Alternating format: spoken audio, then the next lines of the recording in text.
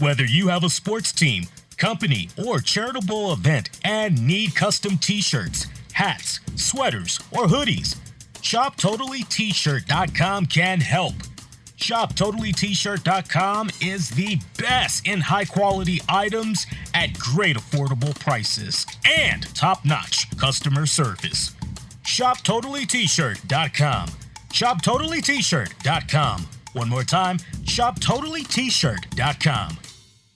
This episode is brought to you in part by FullVeganBelly.com. Full Vegan Belly makes you a vegan in one day.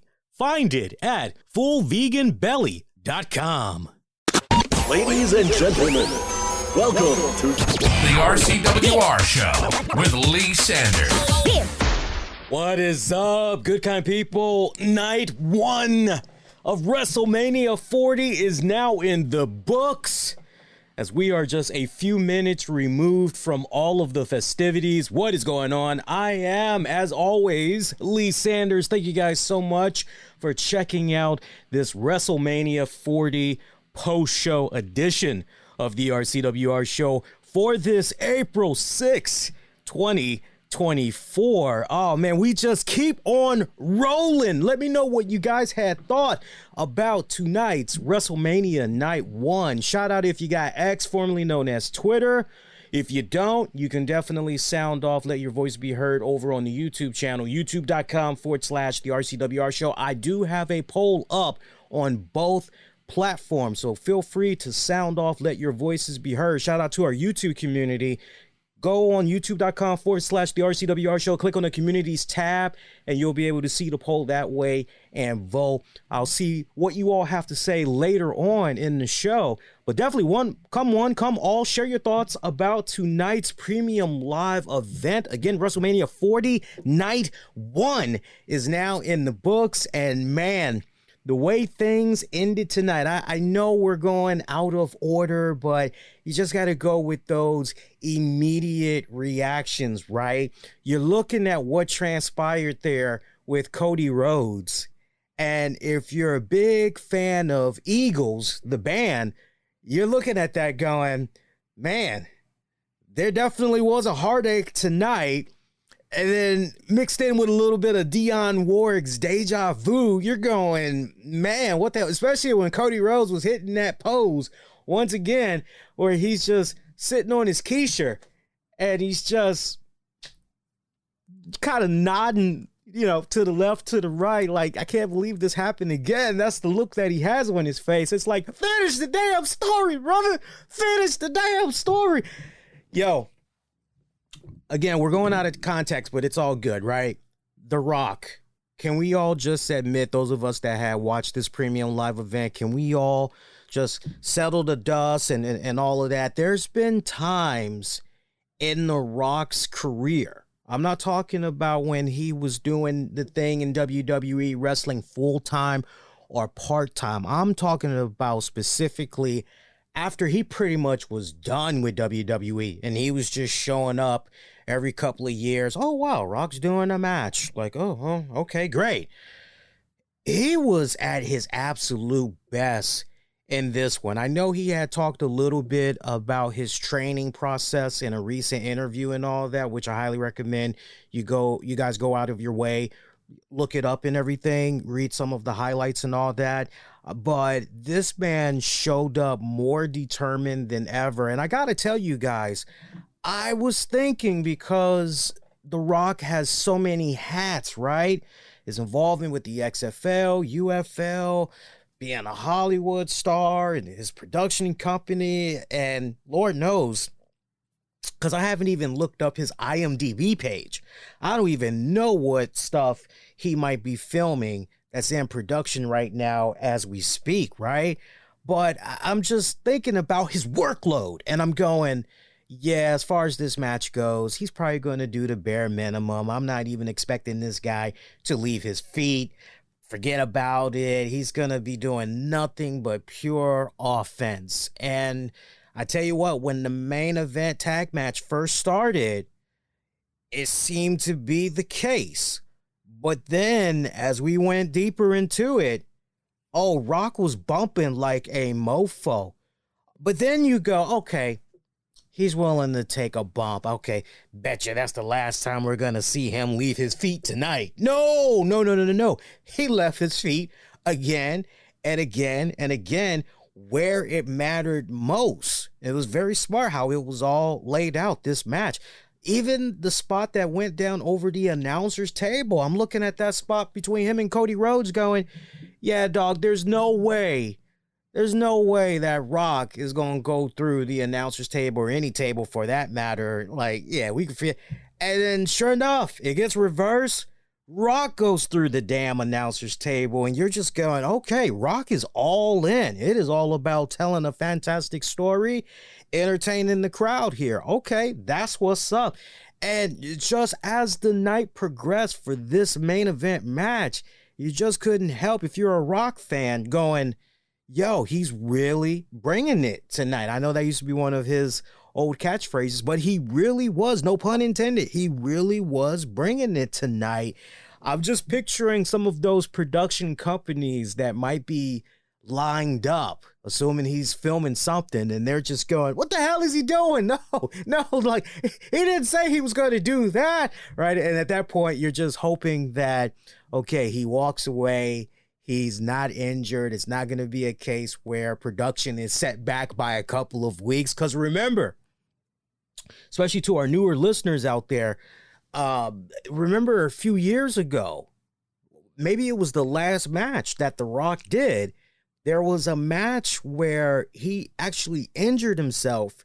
And as a result of that, production, I can't remember what was being filmed at the time, but production was held off for a few weeks. And that's a big deal in Hollywood. Not to bore you guys, but in a nutshell, when your top star is injured and production comes to a halt, I mean, that's thousands, hundreds of thousands, millions of dollars that essentially is down the tube and all that, because you already are on a tight budget. So when you have stuff like that go down, it's not good whatsoever. So keep your fingers crossed. Hope that everything went okay for The Rock and that he's, if anything, tomorrow, he's just sore, but he's good. But yo, I mean, my guy, for how old is this guy now? What is he, 51, 52, 53? Dude came into that joint. I gotta say, he threw me off because I'm seeing the vest and I'm seeing the slack pants and I'm saying to my wife, yo, there's no way he's gonna wrestle like that. Come on now. Like, you trying to tell me Rock been skipping leg day? Like, I know my man ain't been skipping leg day, because back in the day, I used to stay checking out some of his social media posts and seeing how he be working out and all that. And I know he cares just as much about the lower body as he does the upper body. I'm going, nah, ain't no way in hell he's going to be wearing slacks for this match. Hell no. It took a little time after we got done with the entrances and everything. We finally see that The Rock is in his trademark trunks, boots, and elbow pads. And it's like, all is right in the world. Yay. But now, you know, great tag match by everybody. And it's interesting because I didn't get a chance to offer predictions for night 1 and 2. I had an idea where I wanted for things to go. And I would say for the most part, everything went down exactly how I pictured it to be, at least for night 1. I'm still on the fence about night 2. Expanding on that thought a little further, I toyed with the idea of, is somebody going to betray the other person in this main event tag match? That was the $1 million question that was burning in my mind. And at the same time, how it would all make sense for that betrayal to go down. Would it be the result of a miscommunication? Or would it just be, well, it turns out this person had ulterior motives, and we'll probably know a little bit more maybe by night 2 or the next batch of WWE TV shows or whatnot. But there was no betrayal that went down in this. If you would have told me this was going to go down clean, as far as, hey, is anybody going to stab the other person in the back? No, it's just going to be a straight up tag match. There'll be some shenanigans going down. And by the way, the touch of The Rock bullying the referee and telling him, nah, man, nah, that you ain't doing no count out. Nah. You ain't stopping this match for nothing, okay? You stop the match, your ass is fired. Like, I like that Rock showing up and pretty much abusing his power. I loved it because, remember, this guy is now part of the TKO board, right? And with all of that absolute power, one can easily be, take it a bit to the head, right? Take it to the extreme, right? So I loved seeing that played out extremely well. And for those that might be upset over the way things have played out, look at it from this standpoint. Because now, this makes things very interesting going into night 2 of WrestleMania. Which is this. Cody Rhodes now has to go into a Bloodline rules match, right? Anything possibly can and will happen, especially when you incorporate the Bloodline interference, right? Any and everything is going to happen, okay?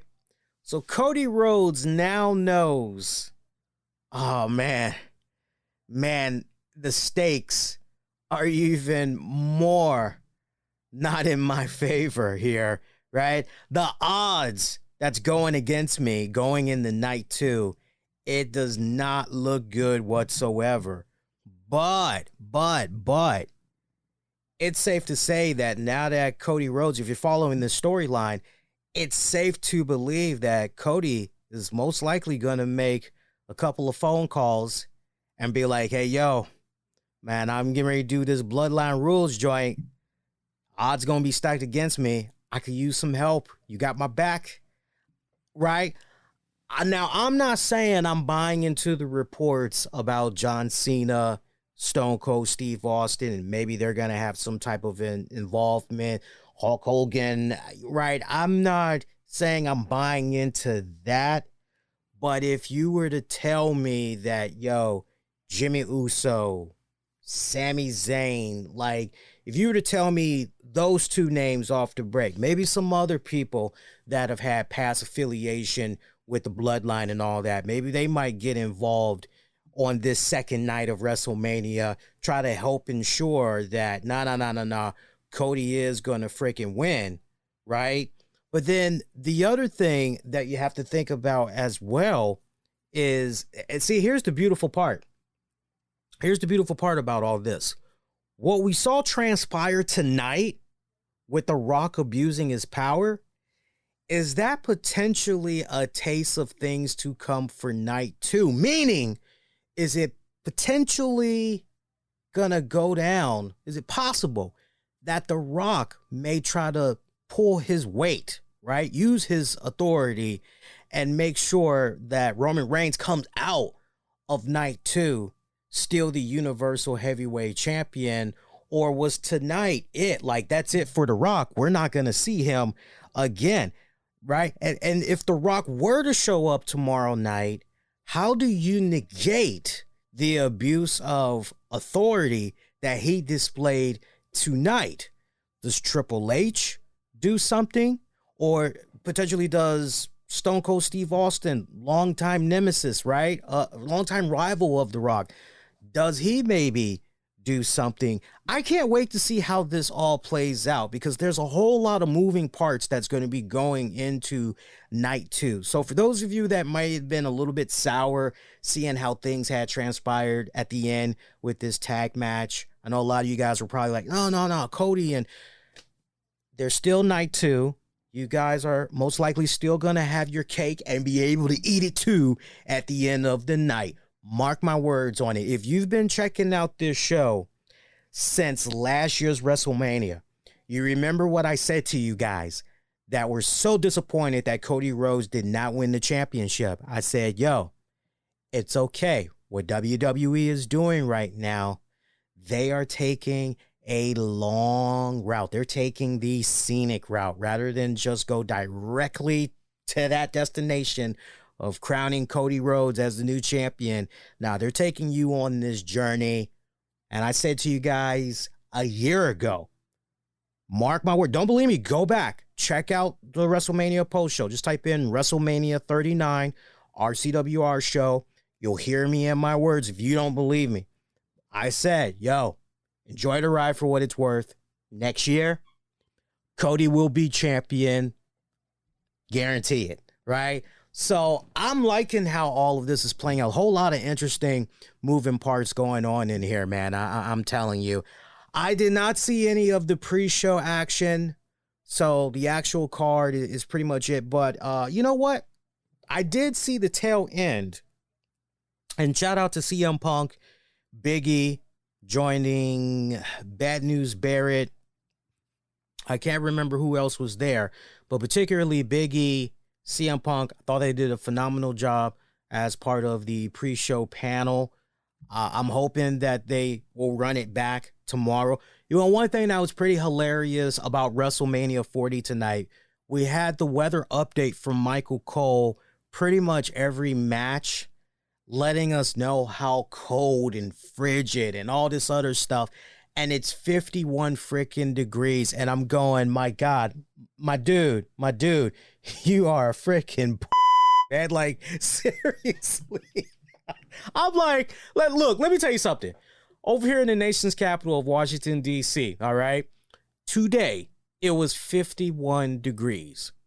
And with the wind chills, real temperature-wise, it felt as though it was maybe 46, 47 degrees, right? But the actual temperature, it's 51. But the wind chills, it felt like 46, 47 degrees. I'm getting ready to go to work, and I let my dogs out, and I come outside. I'm in my robe and all that, and I'm like, okay, this feels like a long sleeve turtleneck kind of day. Okay, cool, right? Don't need no thermos and all that, but it feels like a long sleeve turtleneck. Maybe I'll grab a sweater and, zip up sweater, and I'm good to go, right? I'm good for the day. And that's exactly what I wore on my way to work, and I was fine. I felt great all day long.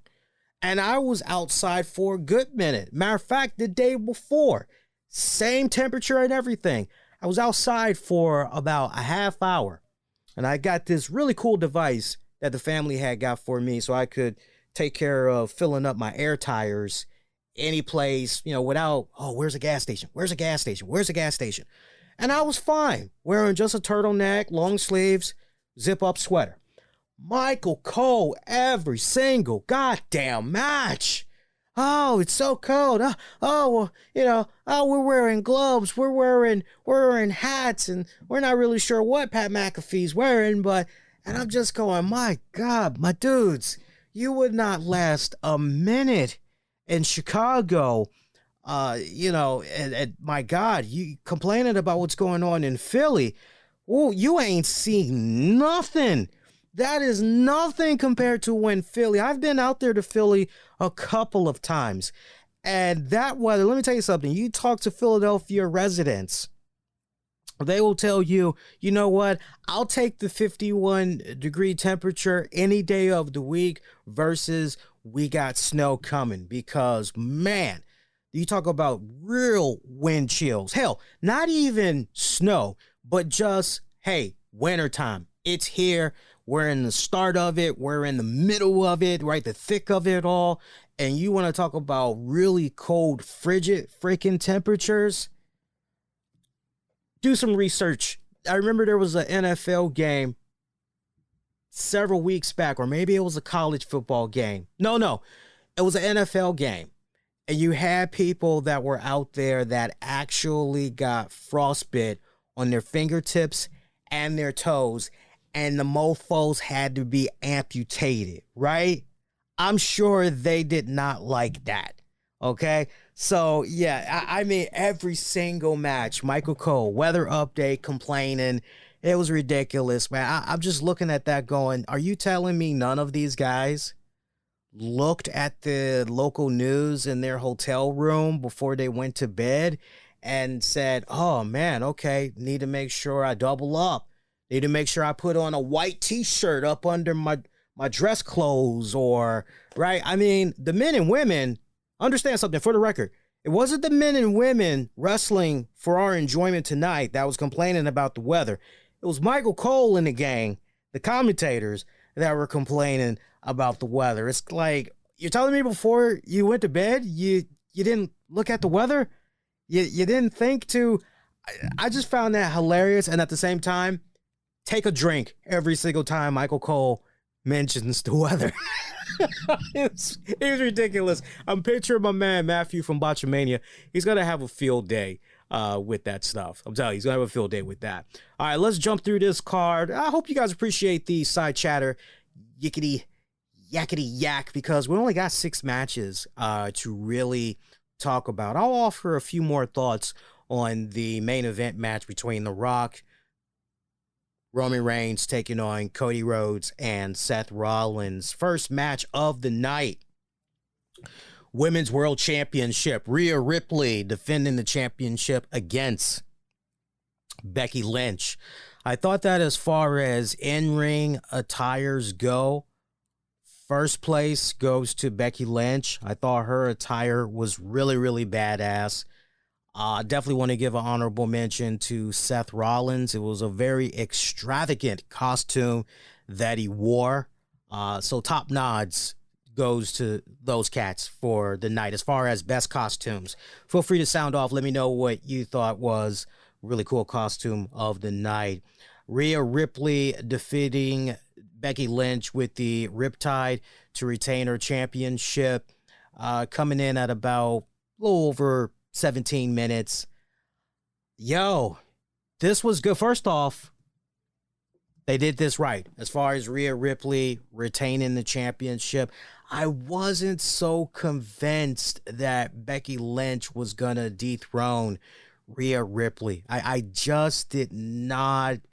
I didn't feel that. I don't know if you guys felt the same vibe. Hell, maybe some of you guys were actually rooting for her to actually win, but I felt that the way everything was booked, the size, the matchup, all of that stuff, my whole thing was, nah, man, you know what? This should be Rhea Ripley all the way. So I'm happy that Rhea Ripley went into a WrestleMania with her women's championship and came out successfully defending the championship at WrestleMania. And then Becky Lynch got something scratched off of her respective bucket list because she always wanted to open up a WrestleMania. Well, she got that and everything. So it's kind of interesting where we are here. Let's talk about Becky Lynch for a minute. I've seen some of the chatter that's been happening on social media. Although Becky Lynch has had some pretty good matchups here and there, some people feel that something is a little bit off with Becky Lynch. Something's been kind of lacking way before she gave birth to her beautiful daughter and all that. Everybody's been saying, she's not quite the same, not quite the believable, the man character that we've all come to know and appreciate and everything.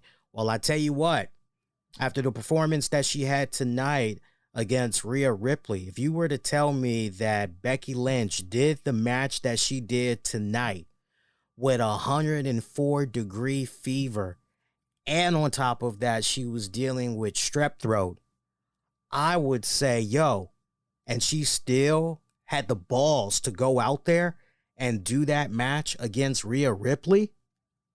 Oh, no, you know what? Mad respect. That just makes me respect her even more. Especially as far as her dedication to the sport, to entertaining the fans. Mad respect. It makes me appreciate her and her work even more as a fan. So kudos to Becky, because she would have been well within her right to go, you know what, I just can't. I'm trying, but I can't do it. And look, we all know when we go to these wrestling events, the card, hey, subject to change. We deal with that all the time, right? So mad respect. I wouldn't be surprised, though, if maybe Becky Lynch takes a few weeks off, maybe a month or two, all in the name of touring, with this book that just came out, her autobiography. I'm looking forward to picking up a copy. I still haven't decided if I'm going to go with a physical copy or if I'm going to go with a digital copy and I can just pick it up via my iPad or whatever. I'm probably going to go with a physical copy because there's just that part of me that likes, from time to time, let me go read that again. And you hate to be in a position where, especially in this day and age, digital media and all that, you can't always rely on digital media because there could be some weird dispute thing going on. And the next thing you know, that content digitally, it's not available anymore. Oh, man, well, I don't have a physical. Well, you're screwed, right? But mad respect to Becky Lynch on all cylinders. I thoroughly enjoyed this match. I thoroughly enjoyed it a lot more than the first encounter that she had with Rhea Ripley. Now, let's flip the script. Let's talk about Rhea Ripley a little bit here. Mommy. Look, mommy's been on a roll. I love the continuing dominance, this stranglehold that she has on the women's division and everything. But here's the biggest challenge for WWE right now, which is this. We got to build up some legit contenders for Rhea Ripley, sincerely, because she pretty much has beaten all of them. She's beaten every single body that pretty much has been put in front of her. She's knocked them all down. And at this point, she's just dangling in the wind there. There's really nobody. That's why I kind of feel in regards to Jade Cargill going over there to SmackDown. That's why I kind of feel, on the one hand, it's great that she's on SmackDown, but then on the other hand, Raw really could have used her help a little bit, especially if you wanted to start Jade Cargill off on the Raw brand, getting a couple of W's under her belt, maybe have her take on some enhancement talents, then eventually work her way up to Natty, Candice LeRae, Indy Hartwell, the usual suspects, right? Maxine Dupree, build her up that way so that inevitably Cargill would cross paths with Rhea Ripley. But the way this is looking right now, I'm curious to see what's going to happen here, because as we all know, usually a few weeks after WrestleMania, we get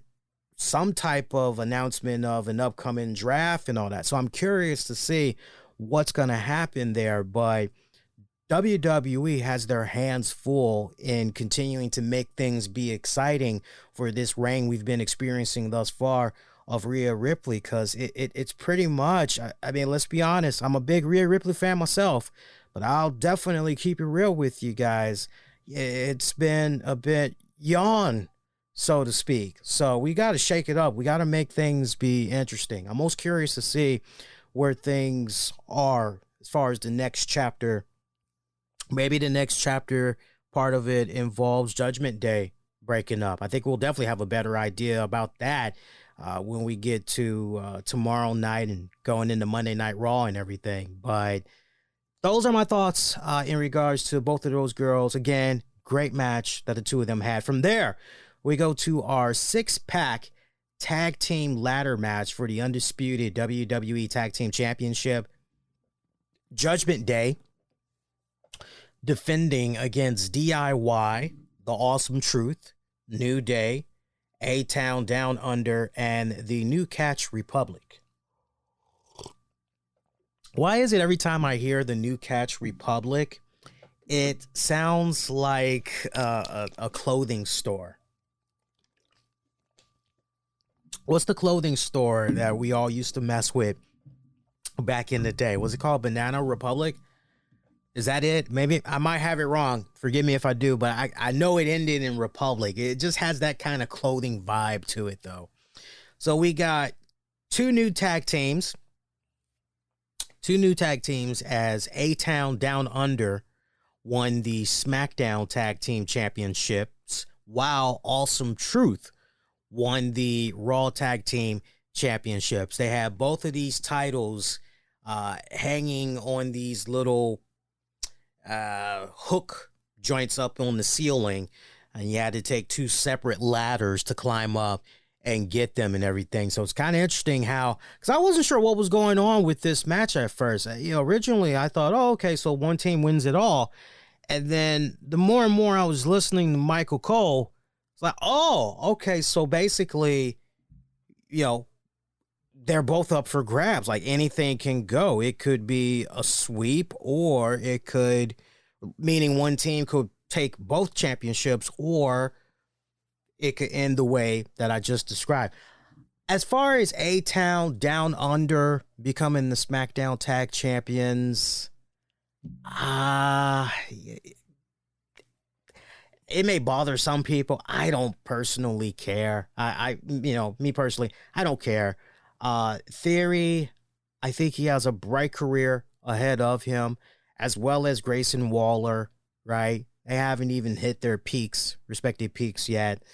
I know a lot of people find him entertaining and all that. For me personally, they have their moments, but as far as them being the SmackDown Tag Champions, it doesn't bother me none. Look, if you can have these guys go out there, heal it up, and they've been doing a good job healing it up every single week from some of the segments that I've been seeing on SmackDown and all that, they're going to be a really good set of chicken champions, making the baby faces chase after them. And as I always like to say here on the show, the chase is better than the catch. For me personally, the chase is better than the catch. So I'm okay with that. Awesome Truth winning the Raw Tag Champions. Totally down with that. Look, true story. And I remember when I was on air way back in the day, when Awesome Truth was still running around. My God, that is funny. That is funny. I've been on air. Wow, man, I've been on air a long time. Anyway, I remember Awesome Truth from way back when, and I just felt that they ended way too damn soon. I thought there was so much you could do with them, especially from a marketing, merchandise standpoint and all that. I thought there was a whole bunch of cool stuff you could do with them. So the fact that Awesome Truth won the Raw tag titles, I'm happy. I'm mainly happy for R-Truth. I mean, Miz has pretty much done it all in his respected career, right? But I'm more so excited for R-Truth, which he made history tonight. This was, as long as he's been tenured in the company, this was the first time in WrestleMania history that R-Truth won a WrestleMania match. Can you guys believe that? That is just bonkers when you hear that, right? But I mean, the man continues to defy Father Time. He continues to go out there and somehow is able to stay being relevant. He somehow is able to constantly adapt with the times, fit in whatever respected angle that's going on. It's just, he's a genius. He really is a genius, a comedic genius at that, and very great at timing. So for him to be in this position now where he's co-Raw tag champions, hey, why not? Couldn't happen to a greater guy. I know I definitely am not the only one that shares those sentiments. So, I'm okay with the 2 set of tag teams that came out of that match. Decent tag match for the most part. Decent. Yeah, it was decent for what it was worth, right? Kind of felt like, to a degree, you were maybe watching a SmackDown main event, so to speak, right? Something from SmackDown. That's not a diss, but you get the vibe that I'm talking about. Hey, you guys that's tuning in right now, appreciate you guys. Lee Sanders here. You're checking out the RCWR show. It's our WrestleMania 40 Night 1 post show. If you guys been enjoying yourselves so far, do me a huge favor, especially if you're checking this out via YouTube. Hit the like button. Hell, if you're watching on another platform right now, just hop on over to the YouTube channel and just hit the like button, because when you do that, it helps put more eyeballs on the content and it supercharges it so that it can be spread out there to a more wider audience for others to discover. Do that. Thank you so much in advance. Appreciate you guys. Next matchup, Rey Mysterio and Andrade taking on Santos, Escobar, and Dirty Dominik. Mysterio.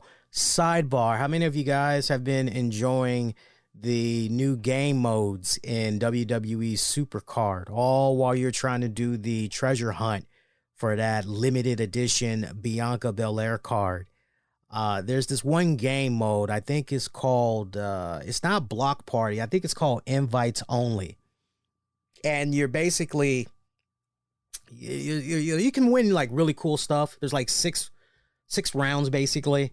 But when you hit a strike, Dominik Mysterio pops up. It's kind of funny. And then in the other game mode, which is the scavenger hunt, like you won't always get a puzzle piece. You basically got to collect 16 puzzle pieces. And when you're done collecting them all, you get yourself a Bianca Belair limited edition WrestleMania 40 tier card. The stats are through the roof. I've seen the stats. It's pretty damn good when you get it up to level 100. But anyway, there's times during that mode where you think you've won a puzzle piece and Dominik Mysterio runs off with it. It's as annoying because it happens a lot. It's all RNG, right? It's all RNG based. But it's so funny because it almost reminds you of the dog from the Duck Hunt games back in the day for Nintendo. It's hilarious. Check it out or look it up online.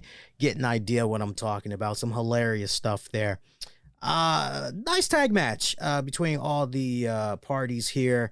Rey Mysterio defeating Santos Escobar with a top dive splash. 10 minutes and some change. Had got a little bit of help at the tail end of this match. It was Lane Johnson and Jason Kelsey that had came in and beat the holy crap there out of Dominik Mysterio when he was trying to do some stuff outside the ring, tossing him back in there and pretty much having Rey Mysterio connect with a double 619 on Dom and Escobar, picking up the win and all that. And the way Kelsey and Lane went in there, and by the way, because I know not a lot of people are into the football and everything like that, but Jason Kelsey particularly, that dude, I'm going to give him his flowers. I'm going to give him his props. That dude is charismatic. He's funny. Right? Yeah, I mean, that guy, listen to his podcast. I know, now, does he do a podcast with his brother? I'm trying to, because I've only seen a couple of clips here and there, not in anticipation of what went down tonight. Just, you know, I didn't have anything to do, and it was like, oh, what's this about? I'm browsing on social media. He definitely has a career ahead of him, whatever he decides he wants to do. I know that there are a lot of media outlets that's trying to get a hold of him to be some type of a color commentator, you know, once he's done with football and all that. I don't know if he's done now. I don't follow him like that, but I know enough to know that there is great interest in acquiring his services.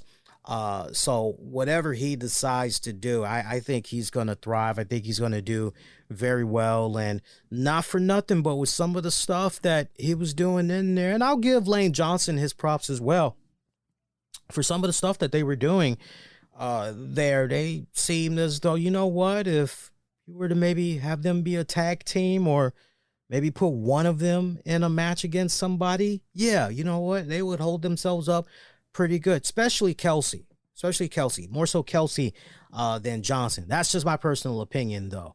But nice fun tag match that went down right here.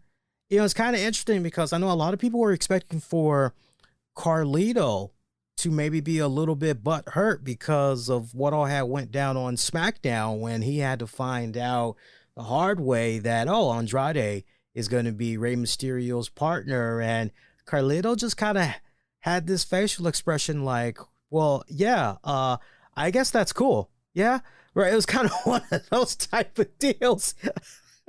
But, you know, no betrayal from Carlito. There's a few things that went down here tonight where you're looking and you're going, okay, surely there's going to be some backstabbing going on here. Yes and No, big fat no. Nothing was going on there. But yeah, Kelsey, you know, he's growing on me, man. Them Kelsey brothers, they both are really, really growing on me. It was a good match. Crowd. Here's the thing, though. The crowd was mostly dead for this, and I just couldn't help but figure out, for the love of me, what was going on with that Philly crowd. Because I'm looking at them, I'm going, man, did they have some leftovers from the Hall of Fame ceremony? Which, by the way, shout out to those of you that were around for our Hall of Fame ceremony post-show.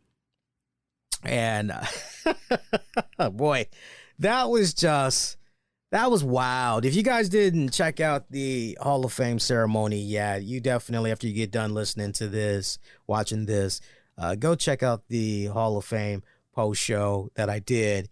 And you'll get the 411 on everything if you haven't heard by now. It was just crazy, though. It was crazy, though. But no, man, this match was good for what it was worth, but the crowd was just so dead. And I just couldn't help but think about the crowd throughout night one. And it seemed like they mostly were dead until we got to the main event match. And are you not entertained? What's going on with you guys? Like, seriously, are you not entertained?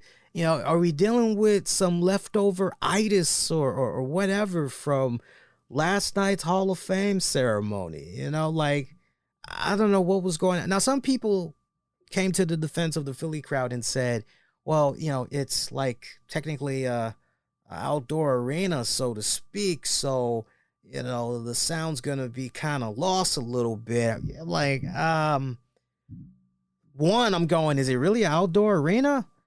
Maybe you mean it's just so roomy that, right? But if it is an outdoor arena, it's like, okay, that kind of makes a little bit of sense, I guess. I don't really know, but nah, man. I've seen whether it was an outdoor crowd or, oh, the stadium is just that spacious, yet we've got all these seats filled up, which, by the way, WWE had hit another sold out show. They had 72,000. Give me a second and I'll find it for you guys, because I actually jotted it down in the notes. 72,543 were in attendance for this night one WrestleMania event. That is just freaking great to hear. Great freaking numbers, man. Let's see. From there, Jey Uso taking on Jimmy Uso. Man, they messed up right here, man. So first off, they brought out Lil Wayne to perform Jay's. He did perform Jay's entrance. He came out there and he was singing some weird song. Look, I love rap. I love my hip hop as much as the next person. My wife will tell you, I stay pushing my rap and hip hop. Okay. I've been pushing that a lot more than I have with my rock and metal, because I'm also a rock and metal head. But I'm mainly these days, I've just been doing my rap, my hip hop, okay? And Lil Wayne coming out there. Keep in mind, Samantha Irvin, who did a phenomenal job doing all the announcement introductions for night one. She's supposed to do it again for night two. Rest that voice up, hon. Plenty of tea. Rest that throat. If you can put a nice little warm towel around it, do that. But drink plenty of tea and honey. The ginger, all that stuff, it freaking helps. Try to talk as little as possible. Talk in whispers until you got to do the actual thing. But she introduces Lil Wayne by saying he is the greatest rapper alive. And I'm going, bullshit. I ain't censoring myself for that one. Okay. I'm going, wait a minute. Greatest rapper of all time. And I'm just picturing 50 Cent. I'm picturing Eminem. I'm picturing Ice-T. I'm picturing Cypress Hill. I'm picturing Dr. Dre, Snoop Dogg, Kool Moe D, LL Cool J. Tribe Called Quest, Q-Tip, Phife Dog. I'm like going, Ali Shaheed Muhammad, Jay-Z. I'm going, wait a minute, pump the damn brakes. There's like 50 freaking heads that I can think of that are way ahead of Lil Wayne, Cardi B, Lil Kim. I mean, I'm just like, wait a minute. Greatest rapper of all time. And I'm just picturing Skip Bayless. How about my man, Lil Wayne, right? Because we know Skip Bayless, he's got a hard on for Lil Wayne, especially ever since that he dumped Shannon Sharp, right? And I'm glad Shannon's doing bigger and better things, right? Meanwhile, Undisputed, like, it is just tanking. If you were to tell me in a couple of days, yo, that joint got canceled, I'd be like, I'm not surprised, right? I mean, it's really, really bad. I mean, they're lucky if they can average like 50,000 viewers now. But anyway, I'm just picturing Skip Bayless, right? Because now his new black crush is Lil Wayne, right? I'm just picturing him. How about my man, Lil Wayne, at WrestleMania? I don't care for wrestling, but I love me some Lil Wayne, right? I'm just picturing that dude. And you get this great introduction. Lil Wayne comes out there. And he's just, I'm watching this with my wife, and she's like, what the is he rapping about? What's he saying? I'm like, I don't know. I'm like, this ain't rap though. I'm like, this ain't even talent. Like, I don't know what the hell this is. He's coming out there and he's just going, I'm like, what do you? That's not me mocking. Like, a foreign person. That's literally how Lil Wayne sounds while he's out there. It was the most atrocious thing that I ever heard in my life. And then when it came time for the Jey Uso song, he butchered the hell out of the entrance for Jey Uso's little theme song. He butchered the hell out of it. It was just, please, just, dude, shut up. Seriously, just shut up, dude. Right? Now, if you want to say Lil Wayne makes really good beats, yo, I'm not going to even argue with you. I would say, yeah, as far as beats go, Lil Wayne has damn good beats. But greatest rapper? Oh, nah, man, you can miss me with that. No, Pee Wee Herman, nah, that's too cruel. That's too cruel. I can't do him like that. I can't do Lil Wayne like that. But anyway, there's a match between the brothers. Now we got all that joking out the way. This match between the brothers. Jey Uso, actually, you know what? Was it Jay? I'm trying to think if it was Jay. Because see, now, my wife jinxed me because she was like, oh, that's Jimmy, ain't it? I'm like, dude, like, you messing me up. Like, you don't mess me up. But no, Jey Uso picked up the win here. Towards the end of the match, he drilled Jimmy with a spear, one with a splash. A little bit after the 11-minute mark. Kind of a dull match, I gotta be honest with you guys. And it's so sad because we had a really great video package for brother versus brother. And you had this whole, I am not my brother's keeper. Really great. I love the overall presentation of this video package, basically telling the story of the brothers, how we got to this point and all of that. But, the match itself, I wasn't really a fan of this. I didn't, and I appreciate WWE. Here's why I'm a little bit conflicted. I appreciate WWE trying to build this up in such a way where they go, hey, this is the third time in history that it's brother versus brother. So you're going, okay, I remember Owen versus Brett. Do y'all remember the other one? I know what it is, but I'm just curious. Do you all know what the other one was? Sound off. Let me know. You can post it in the chat. It's okay. And if somebody else goes, yeah, that's the one I was thinking, I'll take you at your word for it at face value. But anyway, this felt so hollow. I don't know, maybe for me because it just felt so forced. It felt so kind of rushed.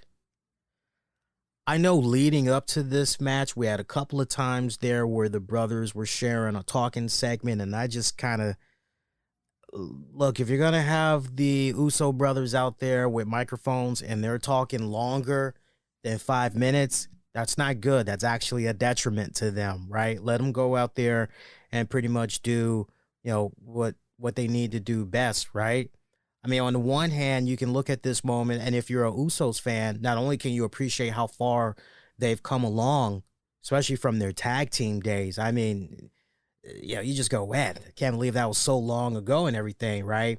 But they truly are. I like where they are as individuals, without a shadow of doubt.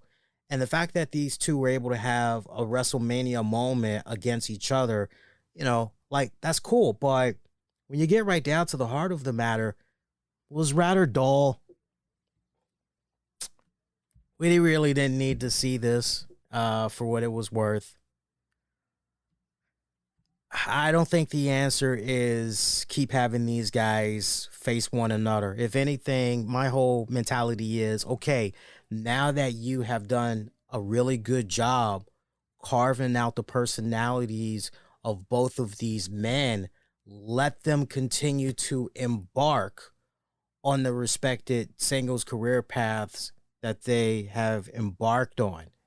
I think they are better fighting other people as opposed to fighting each other. I love the silly role that Jimmy is in. Let him continue to stay in that role and everything. Jey Uso, the sky is definitely the limit, man. I mean, you can go to some really cool, badass places with him. But the answer, as far as let's keep having these two feud against one another, no. Like, after this, just let it be. Just let it be. Just let it be. Next up, Asuka, Dakota Kai, Kairi Sane taking on Bianca Belair, Jade Cargill, and Naomi. Honorable mention to Damage Control. They had a pretty cool entrance as well. Kind of was digging the attires that they were wearing as well. Good 6-woman tag team match that really, as far as where the eyeballs needed to be, Jade Cargill. Jade cut her hair, apparently. Unless she just decided to style it differently, it looks as though she cut the hair. I was a little disappointed in that. I was actually saying out loud, oh man, she cut the hair. I don't like the short hair. And my wife, who's always a fan of short hair, every chance she gets, she likes pushing short hair. She's like, no, I like it. I like the short hair. It looks good on her. I'm like, yeah, I'm a sucker. I like long hair. If it can come down to the shoulders, I just like being able to play with a woman's hair, I like wrapping it around my finger and all that. And, don't pay me no mind. But anyway, Jade, though, she did great. She did great in this. My eyes was mainly on her. And what I saw of her was, I summed this up really well on social media too. What I saw from her in the ring, better fluid. I mean, she moved more solid, more competent. Okay. I mean, everything that was expected of her to do, she hit it. There was no botching. There was no sloppiness to it. No carelessness afterwards, right? Like, oops, just gotta keep going, right? There was none of that silly crap that was going on. She did great in this WrestleMania debut, if you will. In-ring debut? Let's just leave it at WrestleMania. I'm trying to think if she did. No, she hasn't done anything as far as in-ring for television. So, yeah, this was her WrestleMania debut and her official in-ring debut. So, I mean, she hit it off on all cylinders.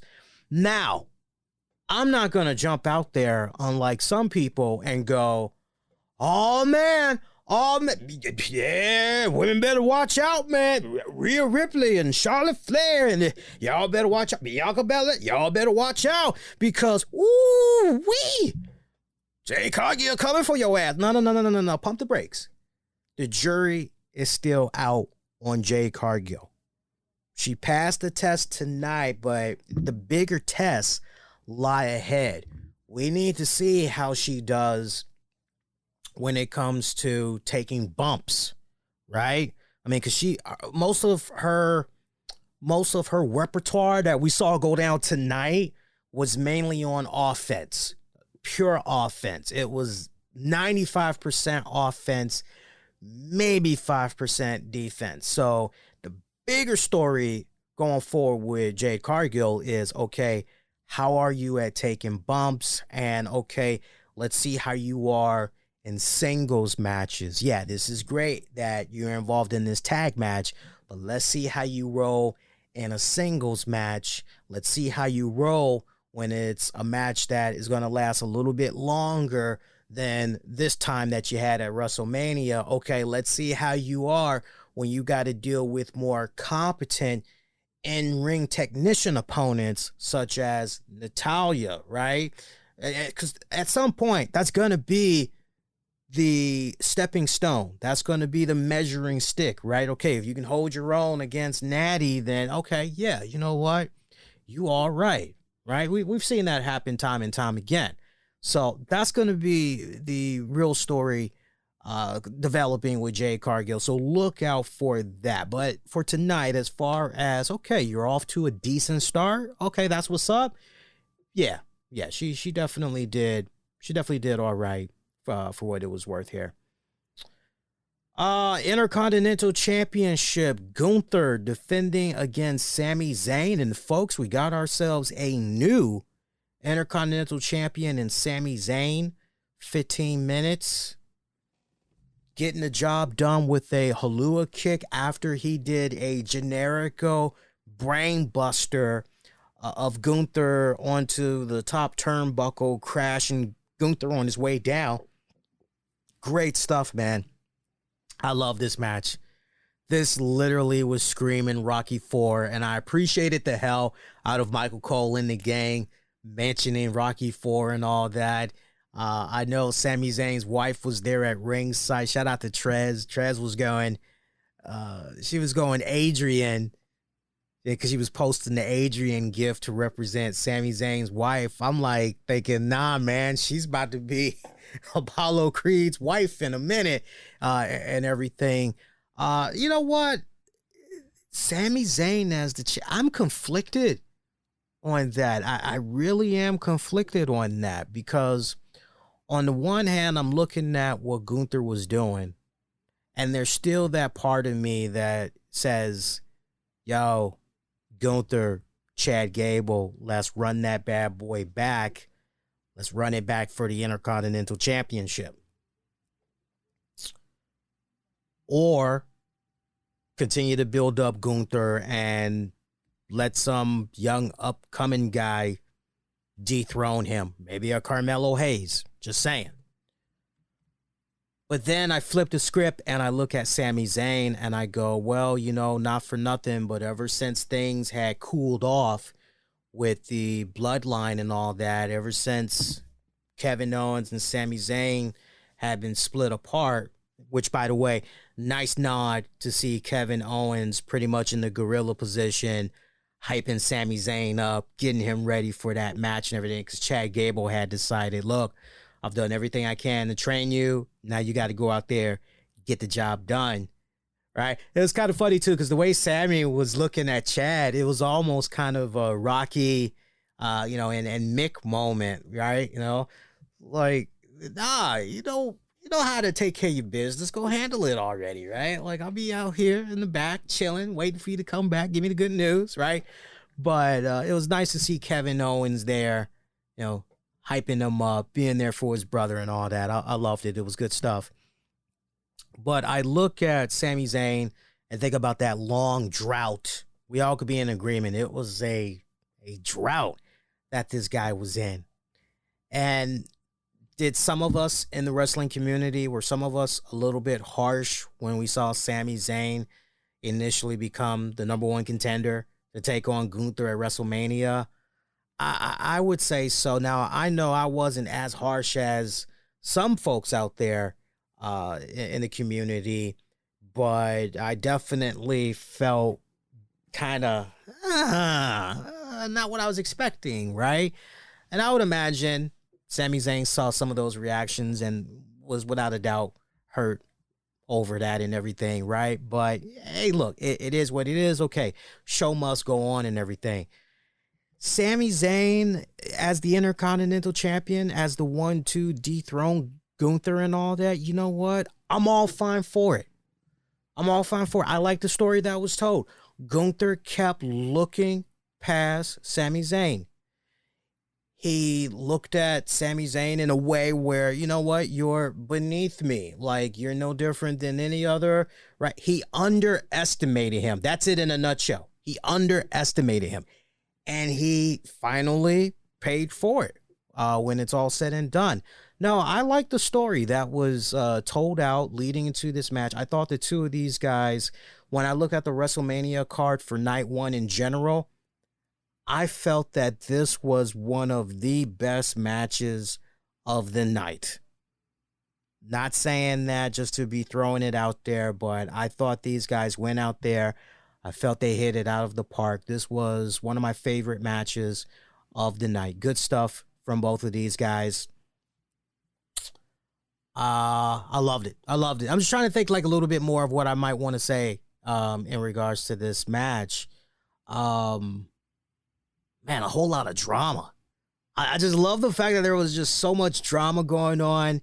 Sami Zayn's wife being at ringside, talking trash to Gunther. Gunther's coming over there, talking hot game to her, and she ain't having none of it. I mean, she's throwing it right back at him. I mean, she was ready for all the smoke. She did not back down for anything, man. I loved it. This was good stuff right here. Where does Gunther go from here? Does Gunther try to put himself in a position where he goes for an automatic rematch? Or like what exactly happens here? Or does he set his eyes for World Heavyweight Championship? It's going to be interesting to see how things play out, because remember, Money in the Bank, not that far away. We could potentially be looking at the next Money in the Bank briefcase winner in Gunther. Time will tell. I know some people are eyeballing Ricochet, talking about the role that he's been on and everything, but Gunther is definitely somebody. If you're looking down the road to that Money in the Bank premium live event, you'd be a fool to not have Gunther be at the very top of your list to potentially win it. If in fact he is involved in it, you'd be a fool not to select him as one of the final two that could win that damn thing. So we'll see how everything plays out for Gunther in the near future there. What else do we say about The Rock taking on Seth Rollins and Cody Rhodes there with his tag partner and Roman Reigns and The Rock taking on Cody Rhodes and Seth Rollins? You know, what else do we say in regards to that? I don't think there's anything else in addition. I mean, we hit up all the points, right? I mean, for those of you that's just now tuning in, like we opened up the show talking about that match. I'm just wondering if there's anything in addition. Well, one thing in addition, and that's the fact that anytime you have Seth Rollins involved in a premium live match, you know it's going to be a damn good one. You know, for the most part, you're going to have a good time. You definitely know you're going to be entertained. You know that it's going to be something that's usually memorable, and that was definitely the case this go round.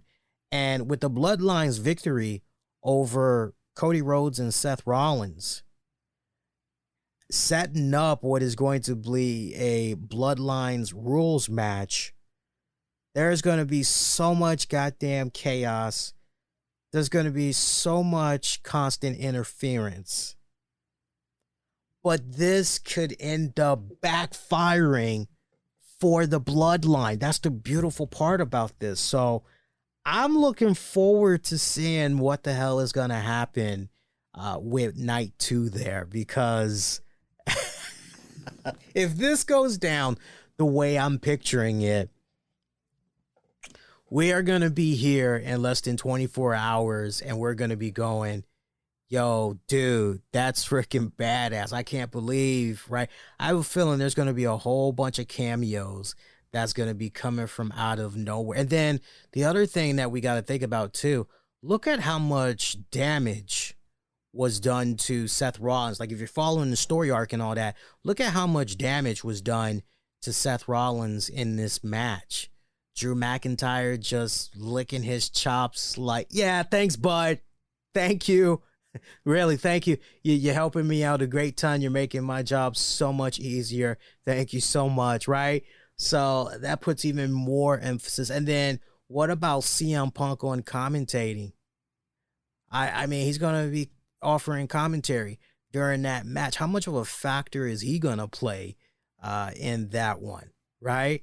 There's like a whole lot of interesting drama that's just all intertwined there going in the night too. So I'm looking forward to seeing how that plays out. We're going to get to the polling results in just a hot little bit here.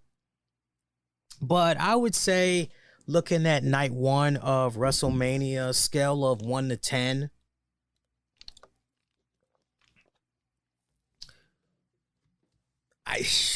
1 to 10, 1 being crap, 10 being awesome sauce, I would probably give this a, I'd probably give this a 7.5, maybe an 8. But for now, I'm going to stay at a 7.5. I don't think I can go any higher, right? Rock really delivered. I would have to say, as far as most surprising thing from this premium live event, The Rock showed up. This was not what I was expecting out of The Rock. And I think anybody that has been a Rock fan for a long time, remember all of his work from, X amount of years that he was involved with the WWE. You're looking at what he did tonight and you're going, yo, this was, not only was he good, but the man, you could make an argument that, Rock, if he wanted to, he could go out there on a full-time schedule and kick ass. I mean, this was vintage Rock. I loved what I was seeing. Better than I was envisioning. The execution of it and all, I would look at that as a really good high mark. Yeah, definitely a really good high mark there. Yeah. They opened up pretty strong and everything. That middle part was a bit of a dud.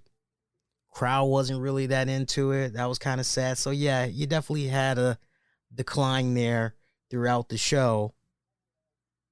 Especially when you got to the Usos facing one another.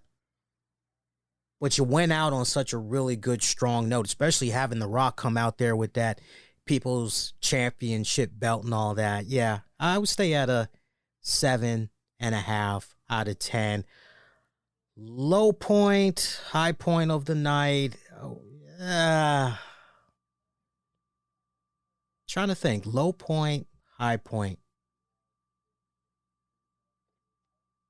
Well, I kind of just gave you the high point and talking about The Rock, right? Low point. I'm just going back looking. Low point, Lil Wayne. Low point, Lil Wayne. Now, some would say, well, wait a minute. What about the woman that has sung the national anthem there?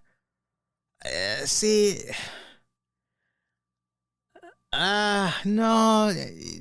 You can hear the talent, though. You can hear the talent. I don't know what was going on with Lil Wayne. No, Lil Wayne was the low point for me. Favorite match, least favorite match. Sami Zayn, Gunther, favorite match. I got to give an honorable mention to the tag team main event match as well. Got to give an honorable mention to them. Least favorite match. I'm looking at the card. Least favorite match. Can't believe I'm saying this, but my least favorite match, Jimmy and Jey Uso. I don't like saying that, but Yeah, so when you break it down, put it as far as a letter grade, I'm going to go with a B minus, maybe a C plus, B minus. B minus for now. Put a little asterisk by it. Give it a B minus, right? All right, let's see what you guys had to say in the poll. If you haven't voted yet, go on youtube.com/the RCWR show. Cast your vote that way. Or you can hop on X / formerly known as Twitter at the RCWR show and cast your vote that way. Let's see what we got going on here. Oh, yeah, give me that. Oh, yeah, give me that. Give me that. Give me that. Give me that. I like that. Give me that. All right, let's see. I'm looking at X first. Thank you to everybody that had cast their vote via X, by the way. Shout out to the 15 plus folks that's watching the stream via X, by the way. Hey there. Hey, guys. Let's see here. We've got 4 options for you guys. Coming in at 7%. Terrible show. 24%. Average show. 29% fantastic show. Top dog right now at 40% good show. All right. Let's see what's going on with you guys over on YouTube. I'm seeing 18% of you are saying awesome show. 36% of you felt it was a average show, and top dog right now, 45% great show. Appreciate you guys that had cast your vote. Hang on, I'm just refreshing, making sure. Yeah, we're good. We're good. Should we maybe poke our head into the cage match database and read just a couple of reviews? I kind of like poking my head and just reading like the most critical. Usually we do that. Let's see what we got going on here, right? WrestleMania Night 1. Let's see if we can find that. I'm looking for you guys, and yes, I see it. Let's read about 3, maybe 4, all right? 3 or 4. So right now I'm seeing a overall rating of 6.32 out of 10. You heard me right. Let's look at the ratings here. I'm going to go with the most critical, most positive, and the in-between. Assuming that it's not a freaking thesis, right? I mean, some of these people, the way they write it up, it's a freaking essay in this damn thing. All right, so let's see. I'm looking. I see a high number. Oh, wow, I didn't see that one coming. Somebody actually said a 9 out of 10. That's the highest one, too. All right, let's go with that one. Let's read that one first. Let's kick it off with that one.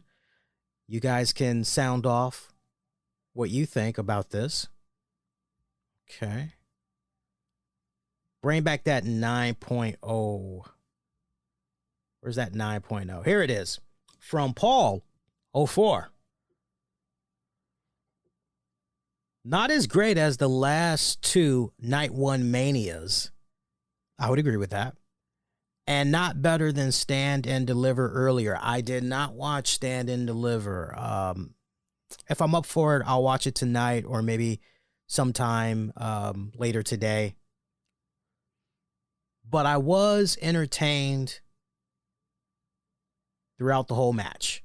I liked every match, and the only bad match was the Uso versus Uso. I would not argue with you on that one. The first 2 matches were really good, in my opinion, and the main event was really great fun. And Sammy versus Gunther, it's what wrestling is all about. Yeah, I have. You guys, you all good with that? I have no issues with what he said. Let's look at the most critical. Most critical goes to Malik Toast, who gave it a 4. Actually, correction. Wilson VP. Wilson VP gave a 1 out of 10. weak stage setting. You know, the stage setting, it reminded me a lot of DX, so to speak. It had a DX vibe to it, which, by the way, I loved how Triple H had came out there. Because everybody's now saying, hey, it's the Triple H era and all of that. And they had a lot of green going on with that main stage area. Now, if you wanted to make an argument to Wilson's point, as far as, the stage, it was just kind of ordinary. There really wasn't anything spectacular about. I would, I would give it to Wilson. I won't say, what did he say? Weak stage setting. I would say it was a little weak. Like when you think about previous WrestleMania stages, I mean, we have seen some top notch, whoa, like, damn, this looks like, man, what are they going to do for next year? Because I know that's usually one of the running gimmicks with these WrestleManias is, how are they going to top what they did with the stage and all that, for this WrestleMania? How are they going to top next year? And this go round, it was a little weak. I would definitely say that. Yeah, Wilson, you're on point with that. Weak main event that took away from the rest of the matches, and not even one very good match at the first night. Really? Even if we had Gunther versus Sane, I don't agree with that. The women's title had a good ending, but not a good start. Yeah, I mean, anybody that's feeling a certain way in regards to Rhea Ripley taking on Becky Lynch, I mean, again, in case you missed it or you haven't watched it yet, Becky Lynch was running with a 104-degree fever, and she was dealing with strep throat. She had all that going into her match against Rhea Ripley. So when it's all said and done, she was not at 100%. Knowing that, because context is everything. I mean, I know there's some people that feel, okay, well, if you're going to go out there, you're going to put on your costume, you're going to lace up the boots and all that, you're going to tape it up, and you're going to go and perform. Okay, well, then I'm expecting the best. Like, I've been watching your career, right? I'm expecting this certain level to come from you, and anything less than that, well, it's a disappointment. I get that and everything, right? So you can make that argument. Well, she laced them up, so yeah. But then, there's that other part that can definitely sympathize and empathize that, okay, this person's not at 100%, and yet they still were able to. I'd like to see somebody go out there with a fever that high, and on top of that, dealing with strep throat, and somehow be able to function, whether it's in the workplace or you name the setting. And yeah, I mean, was the first little bit of the match, like when it was opening up, was it a bit off? Yeah, it was definitely a little bit off. And I'd like to think that Becky was just trying to get her bearings together. I'm not making excuses for her. I mean, I'm sure that the next go round that she's able to do some media, she'll shed a lot more light into what was going on with her and all that. And I think that we'll have even more respect, because I think that's just the tipping of the iceberg as far as what all was going on with her and everything. Anyway, let's see what else he's saying in this one. The tag ladder match was way, way too short. I felt the timing of that was great. That was fine. The SmackDown title was taken too soon, that the match didn't even enter mid-stage. The SmackDown title was gone, but the spots of Ciampa and JD were good. The Lucha Tag match was nothing special and nothing too good. But it was bad that Kelsey came out to help Ray beat Escobar and Dominik. Usos match was terrible. I wouldn't say terrible. It was just, can't tell a story, and dull movesets. Women's 3 versus 3 was all normal, but Belair and the Kabuki Warriors tried to carry.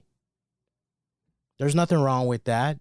They're supposed to. They're essentially the in-ring veterans. You look at all the women that participated in that 3-on-3, all respectfully veterans, but Dakota Kai, a bit injury prone, still got to make sure that she's taking it easy and all that. Jade Cargill still very wet behind the ears. Got to do everything you can to protect those two women particularly. No, didn't have a problem with that 3-on-3 whatsoever. Let's see. IC match was below expectation. Is this Dave Meltzer? Jesus Christ. Anyway, should have pulled a better match. Okay, he's just grumpy. No, let's keep right on going here. I don't know. It's like 1 out of 10. I don't know about that. So let's keep it rocking and rolling. Let's find somebody that's in the middle of the road, so to speak here. See, middle of the road. We read a most positive and then we read a most critical. Let's get somebody that's in the middle. Sir Bajaz, 7 out of 10. Main event was awesome. Other than that, the whole card was very mid. I'd agree with that. It wasn't bad by any means. I just expected a bit more. I feel like they really went all in with the main event. And barely cared about the undercard. You could make that argument. Yeah. You could make that argument. Yeah. That's actually pretty good. Let's do 2 more. I'll watch wrestling. 8 out of 10. Now, this show had a pretty nice feel to me. Opened with 2 very, very good matches. And then I guess the middle of the show was a little bit slow and underwhelming, but then they absolutely hit it out of the park with the final 2 matches. I can confidently say after watching this, I'm excited for night 2, mainly because the beautiful story that was just told in the main event of night 1. It all leads to one thing, and that's Cody finishing the story. This show has been getting a lot of crap online, but I know for sure I enjoyed myself the whole time tonight. All right. Let's read 2 more. Keep it short and sweet. Because I'm seeing a lot of essays in here, man. Like, good God almighty. Oof. Especially by Kevlar. Oh, my God. Jesus Christ. This looks like it could potentially, like if you were to transfer it to Microsoft Word, this looks like it would be a page and a half. Ain't nobody got time for that, man. Ain't nobody got time for that. What is this? Arc 10, 3 out of 10. Ultimately, this rating feels a little harsh since Zayn and Gunther had one of my favorite matches of the year, but I feel so sad after it was over. Uso versus Uso and the unbearable main event are the 2 worst matches I've ever seen at this show. The other matches I was looking forward to were either too short, had wonky finishes, or felt a little off. Sammy winning was one of my favorite Mania moments ever, but the vibes were just wrong, and the main event poisoned my excitement for tomorrow night's main event. Feels like a waste of a great build. I think you're taking it a little too hard. Quote my favorite Genesis song. You taking it all too hard. You're taking it all too hard. All right, let's check out one more. Let's see. God, diatribes. Who has time to write all this? Jesus Christ. Everything else is like a freaking essay, man. Let me refresh one more time.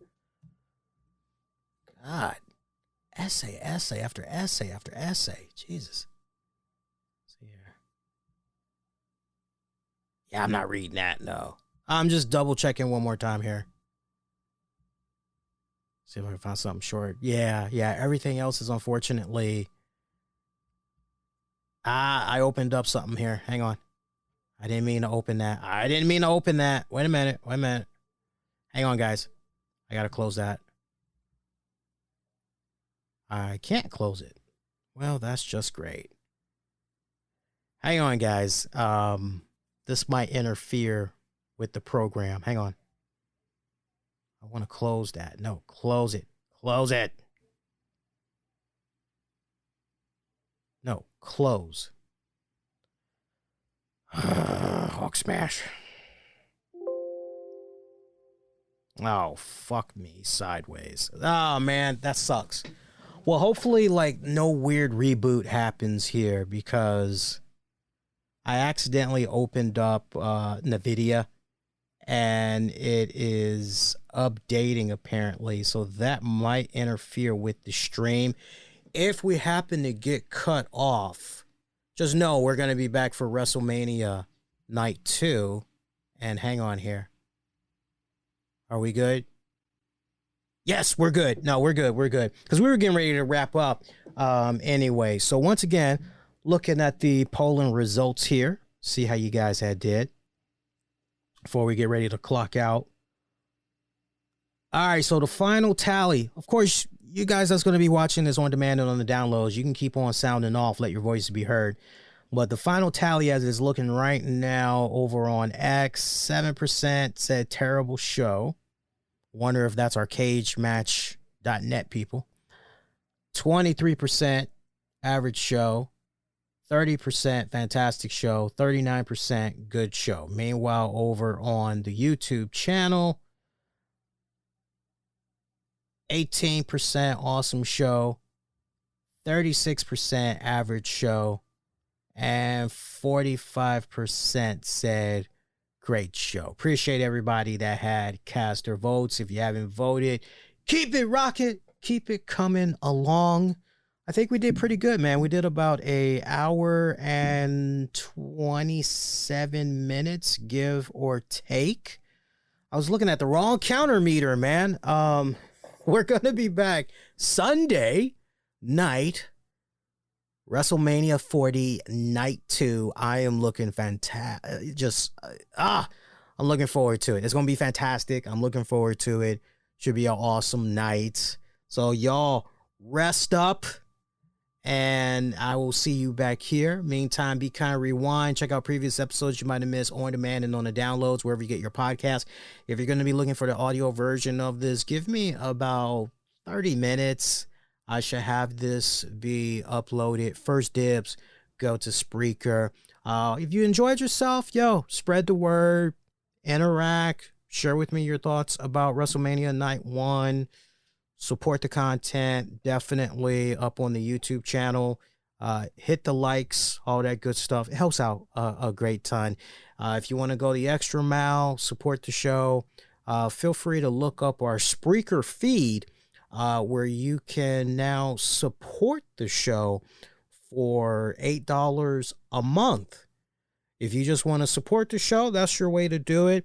We're still ironing out the kinks as far as what exclusive content we're going to have be available through that method. But if you want to show your support, you can definitely go over there and drop a little something in the bucket. Know what I'm saying? Reverend Sanders is always taking numerations, dollar bills, whether it's the 5th, the 6th, or the 7th, it don't matter. Reverend Sanders is always collecting. Appreciate you guys as always. I'll see you all for WrestleMania Night 2. Be safe, be kind to one another. Take care, y'all. Peace.